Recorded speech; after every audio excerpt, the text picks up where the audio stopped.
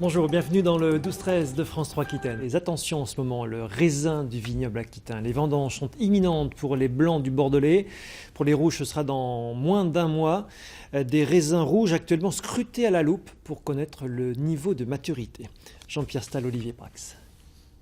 Au château de la Rivière en appellation Fronsac, Manon Deville, la directrice technique, effectue les premiers contrôles de maturité. Celle-ci prélève quelques 200 baies qui déjà lui indiquent une avancée des vendanges en rouge. Elle pourrait débuter dès le 20 septembre. Traditionnellement, c'était en octobre.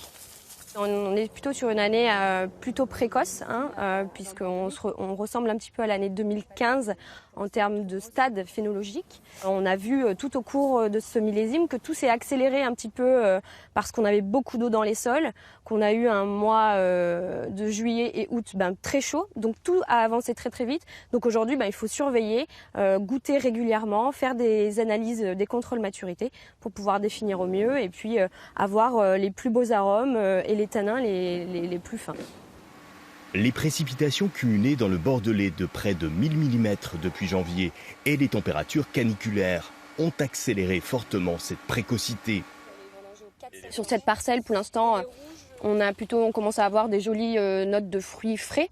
On n'est pas du tout sur des fruits mûrs, donc on a encore un peu de temps, on a encore une bonne acidité.